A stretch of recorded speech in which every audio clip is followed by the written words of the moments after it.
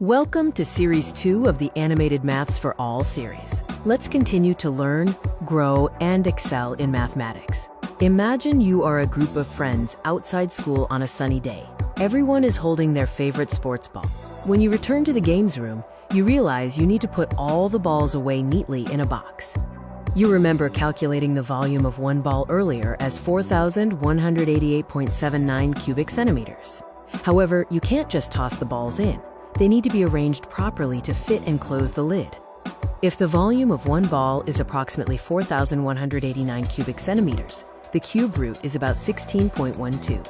You might initially think a box side length of around 16.12 centimeters could hold one ball, and a 48.36 centimeter side could hold three. A better estimate is about 49 centimeters. Since the box needs to be closed, you decide to arrange the balls like marbles in a cubic box. If each ball has a 10 centimeters radius, 3 balls would suggest a side of 30 centimeters.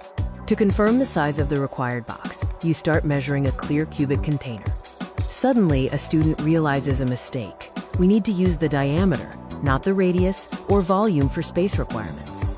With a 20 centimeters diameter for one ball, 3 balls in a row would require a side of 60 centimeters. That seems right for arranging them neatly. Remember that the radius is 10 centimeters, so the diameter is 20 centimeters.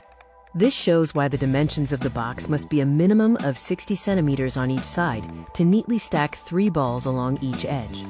The misconception was thinking that multiplying the volume of one ball by 27 would give the total volume of the box, and thus the side length. That calculation is only true if the balls were melted and poured, filling all empty space. But to arrange the whole balls, we must use the diameter. Thank you for watching this video. We hope you enjoyed learning about common volume misconceptions in mathematics.